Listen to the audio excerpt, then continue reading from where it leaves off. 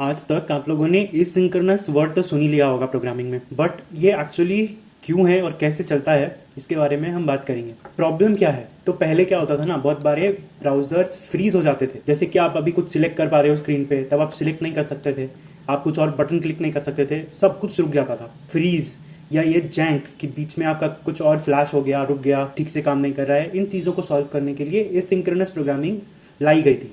JavaScript में ना सब कुछ एक सिंगल थ्रेड पे काम करता है। ये थ्रेड एक बार में एक ही चीज करने में सक्षम है। ये सिंक्रोनसली काम करता है, यानी कि एक चीज खत्म करेगा तभी वो सेकंड चीज पे जा सकता है। तो अगर आप सोचो कि कुछ ऐसा काम दे दिया जाए उसको जिसमें बहुत समय लगे, तो क्या होगा, वो उस काम को करता रह जाएगा और बाकी सब चीजें रुक जाएंगी। या आपका वेबसाइट भी एक सिंगल थ्रेड पे काम करता है, मेन थ्रेड पे, पर आपका जो कंप्यूटर है एक थ्रेड पे नहीं करता, उसके पास बहुत सारे सीपीयू कोर्स हैं, उसमें बहुत सारे थ्रेड्स चल सकते हैं। वो एक्चुअल एसिंक्रोनसली यानी एक बार में बहुत काम करने में सक्षम है। तो हम इस चीज का फायदा उठाते हैं।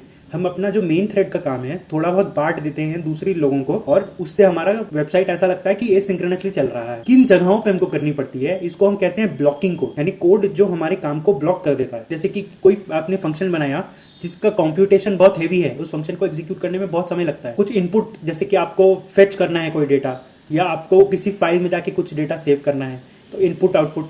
कुछ टाइमर ऑपरेशंस हैं, आपने यूज किया होगा कि एक फंक्शन को 10 सेकंड के बाद रन करना, तो ये टाइमर ऑपरेशंस ये भी अब 10 सेकंड तक जावास्क्रिप्ट वहां रुक जाएगा। इवेंट, जैसे कि आपने कुछ क्लिक किया या कुछ हुआ स्क्रीन पे पॉपअप, तो ये सारी इवेंट्स को हैंडल करना, तो ये सारे हमको पता है कि ये टाइम टेकिंग चीजें हैं, यही ब्लॉकिंग कोड हैं, और इनको हमको नॉन ब्लॉकिंग वे में हैंडल करना है कि ये हमारे थ्रेड को ऑक्यूपाई करके बैठे ना रहें। हमने फंक्शनल प्रोग्रामिंग देखी है, उसमें आते हैं कॉल बैक्स, यानी कि हम किसी एक फंक्शन को या किसी एक पीआई को हमारा एक फंक्शन देते हैं कि ये फंक्शन कॉल करना जब भी तुम्हारा काम खत्म हो जाए, वो उसको कॉल कर देता है और हम उसको यूज कर पाते हैं। इसकी एक तरह के कॉल बैक्स होते हैं, जैसे array.map, उसमें जो हम फंक्शन पास करते हैं वो तुरंत उसी समय एग्जीक्यूट हो जाता है पूरा स्टेटमेंट। दूसरे तरीके के कॉल बैक्स भी हो सकते हैं जिनको हम डिफर्ड कॉल बैक्स कहते हैं, जो कि बाद में कभी एग्जीक्यूट किए जाते हैं। क्या लॉजिक होगा वो ऑब्वियसली सेट करना पड़ता है, पर वो बाद में कभी एग्जीक्यूट होंगे। तो इस तरह से हम एसिंक्रोनस प्रोग्रामिंग को करने की कोशिश करते हैं। अब ये सिस्टम पूरी तरह कैसे काम करता है, तो इवेंट लूप करके एक चीज होती है जो कि टास्क शेड्यूल करती है हमारे थ्रेड पर। अभी ये रेंडरिंग होगा या अभी ये होगा, ये इवेंट लूप का काम है। आप इमेजिन कर सकते हो, इसका नाम लूप है, तो ये एक सर्कल में सिस्टम घूमता रहता है कि अभी क्या किया जाए, अभी क्या किया जाए। इसके कई सारे फेजेस होते हैं। तो अभी हम जो भी बात कर रहे हैं ना इवेंट लूप की, हम सिर्फ अभी ब्राउजर के लिए बात कर रहे हैं, क्योंकि Node.js के लिए थोड़ा अलग है, तो उसको हम जब बैकएंड में थोड़ा फोकस करेंगे तब फिर से देख लेंगे। ये ब्राउजर के लिए है, तो रेंडरिंग होती है ब्राउजर में, आपका स्क्रीन पेंट किया जाता है, फिर जावास्क्रिप्ट का एग्जीक्यूशन होता है। इसके अलावा मैक्रो और माइक्रो टास्क होते हैं। चौथी चीज जो है इन तीनों के अलावा गार्बेज कलेक्शन, जैसे उसके बारे में हमने दूसरी वीडियो बना रखी है डिटेल में। रेंडरिंग हम बाद में कभी डिस्कस करेंगे। जावास्क्रिप्ट एग्जीक्यूशन हमने डिस्कस कर रखा है शॉर्ट में। हीप्स, कॉल स्टैक्स, ये सब को यूज करके जावास्क्रिप्ट एग्जीक्यूट होता है। तो ये टास्क क्या होते हैं, देखो टास्क ना, आप कुछ भी करोगे अगर अपनी वेबसाइट पे, तो वो टास्क है। आपको कोई कहीं आपने क्लिक किया, यूजर इवेंट बना, वो एक टास्क है। कुछ डेटा आया, वो एक टास्क है। और इन टास्क को प्रोसेस करते हैं वेब एपीआईज। तो हमारा ब्राउजर जो है ना, वो सिर्फ जावास्क्रिप्ट नहीं है, उसमें और भी चीजें हैं। तो वेब एपीआईज क्या करते हैं, ये ब्राउजर आपको कुछ सुपर पावर दे रहा है कि मैं आपका ये काम कर दूंगा, आप ये काम मेरे को दे दो, ये मैं करके वापस आपको लाके देता हूं, ताकि हमारा जो कोड है वो नॉन ब्लॉकिंग हो पाए। एपीआईज क्या होते हैं, एपीआईज होते हैं एप्लीकेशन प्रोग्रामिंग इंटरफेस। इसका ये मतलब होता है कि किसी जैसे दो प्रोग्राम्स को अगर आप कनेक्ट करोगे ना, तो कनेक्शन करने के लिए आपको एक प्रोग्राम से कुछ फंक्शंस देने पड़ेंगे सेकंड प्रोग्राम को, ताकि वो उनको कॉल करके यूज कर पाए। इन्हीं को एपीआईज बोलते हैं, कुछ फंक्शंस जो कि कोई और प्रोग्राम हमको दे रहा है। तो ये ब्राउजर के एपीआईज हैं जो वो हमको देता है। हम इनको कॉल करके कुछ काम ब्राउजर पे ऑफलोड कर सकते हैं कि वो काम वो कर रहा है, तो वो अपना एक थ्रेड पे करता है। फॉर एग्जाम्पल हुआ डेटा फेच करना, तो अगर आप फेच यूज करते हो तो क्या करता है, फेच वेब एपीआई उसको ले जाती है अपने थ्रेड पर, वो सारा काम करके आपको कॉल बैक जो आप देते हो, पास करते हो, वो उस पर एग्जीक्यूट कर देती है। तो अभी आपका मेन थ्रेड ब्लॉक नहीं हुआ। जैसे ही कोई आपका एग्जीक्यूशन के बीच में फेच आया, वेब एपीआई ने ले लिया। अब वेब एपीआई में वो प्रोसेस होके उसको उसने क्यू में डाल दिया। क्यू में डालने से क्या फायदा होगा, इवेंट लूप जब घूमता है ना, वो चेक करता है कि क्या कॉल स्टैक खाली हुआ, वो बार बार चेक करते जाता है हर लूप में। तो जैसे ही कॉल स्टैक खाली होती है ना, तब वो इस टास्क क्यू से टास्क निकालकर उस पर डाल देता है कॉल स्टैक पे, ताकि ये कॉल बैक्स जो हैं वो एग्जीक्यूट हो पाए, क्योंकि जावास्क्रिप्ट को अल्टीमेटली कॉल स्टैक पे ही एग्जीक्यूट होना है। ऐड इसलिए करना क्योंकि जब आप एक्स्ट्रा थ्रेड्स यूज करते हो तो ये बहुत इंपॉर्टेंट होता है कि आप थ्रेड को क्लोज सही तरीके से करो। फॉर एग्जाम्पल, मैंने उस थ्रेड को कुछ काम दिया, उसने वो काम कर दिया, पर अब तो उसका काम को, उसका रिजल्ट को लेके मेरे को वापस मेन थ्रेड पे आना पड़ेगा ना। तो ये जो सिंक्रोनाइजेशन का काम है ना, ये करना कॉम्प्लेक्स होता है। तो ये काम करने के लिए हम क्या करते हैं, उसको क्यू में डालते हैं और क्यू से हम पिक करते हैं, रादर देन कि क्या वेब एपीआई जब खत्म हो जाए वो आके मेन थ्रेड में घुस जाए, तो उससे हमको बहुत सारी प्रॉब्लम हो सकती है। स्क्रीन तभी रिपेंट होगा जब टास्क खत्म हो गया हो, टास्क के बीच में रिपेंट नहीं हो। तो अगर एक टास्क फिर से ज़्यादा समय लेना चालू कर दे तब फिर वही दिक्कत होगी, तो पेज अनरेस्पॉन्सिव का मैसेज आ जाएगा कि हमारा बहुत समय ले रहा है टास्क, तो आप अभी या तो रिलोड कर लो या तो फिर उसको बंद कर दो। तो क्या हमारी प्रॉब्लम सॉल्व हो गई? क्या हो रहा है, ये फंक्शन की तरह हमारे कॉल स्टैक पे आ जा रहा है। अब सोचो अगर इसमें ही कुछ मान लो इनफाइनाइट लूप हो तो फिर से आपकी स्क्रीन फ्रीज हो जाएगी। तो ये श्योर शॉर्ट वे तो नहीं है, बट ये पहले से तो बहुत बेटर। इस कॉन्टेक्स्ट में ना अब वेब एपीआई हम डिटेल में बाद में डिस्कस करेंगे, पर एक वेब एपीआई को स्पेशल मेंशन करना जरूरी है, वो है वेब वर्कर्स। वेब वर्कर्स के थ्रू ना आप डायरेक्टली अपने मेन थ्रेड से दूसरे थ्रेड को कॉल कर सकते हो। ऐसे तो क्या होता है, आपको एपीआईज मिलती हैं स्पेसिफिक चीज़ों के लिए, जैसे टाइमर या फेच। वेब वर्कर्स को यूज करके आप एक्चुअल अपना फंक्शन, अपने कंप्यूटेशन उसको दे सकते हो कि मेरे को ये कैलकुलेट करके लाके दो। इसमें ओवरहेड है क्योंकि आपको फिर से वही है कि आपको रिजल्ट्स वो मैनेज करने पड़ेंगे थ्रेड्स वाले, बट ये एक बहुत अच्छा तरीका है पहले से ज़्यादा। कुछ तो प्रॉब्लम्स हैं कॉलबैक्स में। एक है इन्वर्जन ऑफ कंट्रोल, ये बहुत फेमस एंटी पैटर्न है। एंटी पैटर्न क्या होता है, आप कुछ कोड करते हो तो आपकी स्टाइल हो सकती है अलग अलग तरीके से उसको कोड करने की, तो कभी कभार आप रिजल्ट तो ले आते हो बट क्या होता है कि आपका तरीका गलत हो सकता है या आपका क्वालिटी खराब हो सकता है। मान लो आपने काम कर दिया, वो चल रहा है, पर बाद में क्या होगा, वो परफॉर्मेंस पे बॉटलनेक करेगा, आपको दिक्कत देगा, या कोड क्वालिटी खराब हो जाएगी, मेंटेनेंस में दिक्कत होगा, कुछ भी हो सकता है। वो साइड इफेक्ट्स भी दे सकते हैं ना, तो ये चीज़ें हम ना करें तो ये हम साइड इफेक्ट से बच सकते हैं। तो जब आप किसी कॉलबैक को पास करते हो ना, तो अब आपने कंट्रोल छोड़ दिया है उसका।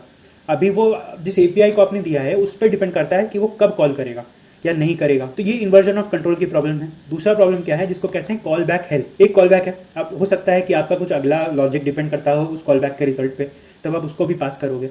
फिर आप ऐसे ही अगर पास करते चले जाओगे ना, तो आपका कोड जो है वो ऐसा हॉरिजॉन्टली बढ़ना चालू हो जाएगा। हॉरिजॉन्टली बढ़ते बढ़ते फिर वो एक ट्रायंगल के जैसा दिखना चालू कर देगा। तो इसको बोलते हैं कॉल बैक हेल, या वो ट्रायंगल बनता है इसलिए पिरामिड ऑफ डूम। ये भी एक एंटी पैटर्न है। इसमें रीडेबिलिटी में बहुत प्रॉब्लम होती है, सीक्वेंसिंग में बहुत प्रॉब्लम, गलतियां हो सकती है, मेंटेनेंस बहुत दिक्कत होता है। थर्ड प्रॉब्लम जो है ना, वो है आप कॉल बैक्स आपको सक्सेस के भी देने पड़ेंगे, आपको फेलियर के भी देने पड़ेंगे, क्योंकि आपको पता नहीं कि वो सक्सेस हुआ है या फेलियर हुआ है। तो इनको ठीक से हैंडल करना थोड़ा डिफिकल्ट हो जाता है। तो इसको सॉल्व करने के लिए हम एक चीज यूज करते हैं जो कि बोलते हैं प्रोमिसेस। तो प्रोमिस जैसा नाम है कि ये प्रोमिस आपको एक स्पेशल ऑब्जेक्ट देता है। उस ऑब्जेक्ट में दो फील्ड्स होते हैं, एक है स्टेट और एक है डेटा। तो ये प्लेस होल्डर है, ये आपको प्रॉमिस कर रहा है कि अच्छा मैं अभी एग्जीक्यूट कर रहा हूँ, अभी पेंडिंग स्टेट में है, जैसे ही ये कंप्यूटेशन पूरा हो जाएगा मैं आपको यहीं पे डेटा दे दूंगा उसी वेरिएबल में। तो इसका सक्सेस भी हो सकता है, ये फेलियर भी हो सकता है। अब हमने प्रॉमिस बनाया, प्रॉमिस पे अब हम ना कॉलबैक्स अटैच करते हैं हैंडलर्स को यूज करके। यहाँ डॉट देन या डॉट कैच हैंडलर्स होते हैं जिसमें हम कॉलबैक्स को अटैच करते हैं एक प्रॉमिस के ऊपर। ये हैंडलर्स का काम होता है इफेक्टिवली अच्छे से सीक्वेंस वाइज को कॉलबैक्स को मैनेज करना। आप मल्टीपल कॉलबैक्स चाहते हो तो आप मल्टीपल हैंडलर्स लगा सकते हो। रीडेबिलिटी बढ़िया होती है, फ्लैटन हो जाता है पूरा नेस्टिंग। एरर हैंडलिंग अच्छी होती है क्योंकि आपके पास अब डॉट कैच है जो स्पेशली एरर्स के लिए बना है। सीक्वेंस आप अच्छे से बना सकते हो जो वहाँ प्रॉब्लम होती थी। तो ये सब प्रॉब्लम्स यहाँ फिक्स हो जाती हैं। अब जैसे मैक्रो टास्क क्यू थे, वैसे ही इन प्रोमिसेस को स्पेशली हैंडल करने के लिए माइक्रो टास्क क्यू भी होता है। तो हम बात करते हैं कि मैक्रो टास्क और माइक्रो टास्क में एक्चुअली डिफरेंस क्या है, उनके क्यूज अलग क्यों हैं। तो पहली बात तो ऑब्वियस है कि callbacks normal JavaScript functions होते हैं, तो एक बार में सिर्फ एक ही प्रोसेस हो सकता है। तो जब इवेंट लूप का फेज मैक्रो टास्क पे आता है तो वो क्यू में जो भी पहला टास्क होता है उसकी कॉल बैक को ले जाके प्रोसेस कर देता है और फिर वो उस फेज से आगे बढ़ जाता है। पर जब ही event loop micro task phase में आता है तब उस क्यू में जितने भी कॉल बैक्स हैं वो सबको एक एक करके एग्जीक्यूट करता है। ये डिफरेंस मेनली आता है क्योंकि दोनों क्यूज की रिस्पॉन्सिबिलिटीज अलग हैं और उनको इसी तरह से डिज़ाइन किया गया है। मैक्रो टास्क क्यूज में जनरली वो चीज़ें होती हैं जिनको यूज़र को तुरंत दिखाना ज़रूरी होता है ताकि वो स्क्रीन पे तुरंत रिफ्लेक्ट करें, ज़्यादा टाइम ना लें। जैसे यूज़र के क्लिक्स, क्योंकि हमको स्क्रीन रिपेंट करना ज़रूरी है इसलिए हम सारे टास्क्स को एक एक करके देखते हैं। और माइक्रो टास्क क्या होते हैं, वो फॉलो अप फंक्शंस या फॉलो अप एक्शंस होते हैं। यानी कि कुछ एक काम चल रहा था, उसने ऑफलोड किया कि ये प्रोमिसेस मेरे को तुरंत जैसे ही मौका मिले वैसे ही एग्जीक्यूट करके ला कर दो। मौका मिलते ही सारे प्रोमिसेस एक एक करके एग्जीक्यूट कर दिए जाते हैं। ये डिज़ाइन ऐसा है कि एक टास्क और एक उसके एसोसिएटेड माइक्रो टास्क चलते हैं, चाहे वो मेन कोड हो चाहे वो कोई और सब्सिक्वेंट टास्क हो। क्योंकि माइक्रो टास्क खत्म हो जाता है तो ये इंश्योर करता है कि जब नेक्स्ट टास्क प्रोसेस हो रहा है तो उससे रिलेटेड माइक्रो टास्क ही बनेंगे और वो अगले टास्क के चालू होने के पहले सेटल हो जाएंगे, ताकि जिस कॉन्टेक्स्ट में वो फंक्शन माइक्रोटास्क कॉल किए जा रहे हैं वो कॉन्टेक्स्ट ना बदले। बट प्रॉमिस में ना एक प्रॉब्लम रह जाती है जिसको बोलते हैं इन्वर्जन ऑफ कंट्रोल। जैसे जो कॉलबैक में था वो प्रॉब्लम पूरी तरह सॉल्व नहीं हुई है, उसमें भी आप यही कर रहे हो, आप उसमें कॉलबैक अटैच कर रहे हो। हाँ, प्रॉब्लम्स बहुत सारी सॉल्व की हैं, पर अभी कॉलबैक कॉल कैसे किया जाएगा, कब किया जाएगा, ये आप पे नहीं है। ये अब आपने जो कि प्रोमिसेस का कोड इंप्लीमेंट करता है आपने उस पर छोड़ दिया है कि भैया तुमको जब ठीक लगे तुम मेरा कॉलबैक कॉल कर देना। तो ये डेलीगेशन जो हम कर रहे हैं दूसरे पे छोड़ रहे हैं। एक एक्स्ट्रा बात है, जब प्रॉमिस में आप कॉलबैक्स अटैच करते हो ना, तो वो कॉलबैक्स ऐसा नहीं है कि सीधा सिंक्रोनसली कॉल होते जाते हैं, वो भी अपने हर अलग प्रॉमिस बनाते हैं। जैसे आप एक प्रॉमिस ले लो, आपने उस पर 3 डॉट देन हैंडलर्स लगाए, तो वो तीनों अपने अपने प्रॉमिसेस बनाएंगे वापस से। ये बहुत सुंदर डिजाइन है और ये एक और एंटी पैटर्न को सॉल्व करने के लिए बनाया गया है जिसको हम कहते हैं ज़ैलगो एंटी पैटर्न। क्या कहता है ये एंटी पैटर्न कि आप जब एक कोड बना रहे हो, जब आप एक एपीआई बना रहे हो, तब आपको मान लो कोई कॉलबैक मिलता है, तब आप ऐसा मत करो कि आप कंडीशन स्पेसिफिक उसको या तो सिंक्रोनसली कॉल कर रहे हो या कभी एसिंक्रोनसली कॉल कर रहे हो। ये ना डिटर्मिनिस्टिक प्रोग्रामिंग नहीं होती, मैंने आप अच्छे से गेस नहीं कर पाओगे कि ये प्रोग्राम कैसे चलेगा। मान लो कभी आपको वैल्यू दे रहा है, कभी आपको प्रॉमिस दे रहा है, सॉल्व होता है। अगर आप अपने डॉट देन के अंदर सिर्फ एक कांस्टेंट वैल्यू रिटर्न कर रहे हो तो भी वो प्रोमिसेस के रूप में ही रिटर्न होता है, प्रोमिसेस बन के ही एग्जीक्यूट होता है। अच्छा, अब मैक्रो और माइक्रो में पहले क्या चलता है, माइक्रो टास्क प्रेसिडेंस होते हैं, पहले माइक्रो टास्क चलेंगे फिर टास्क की बारी आएगी।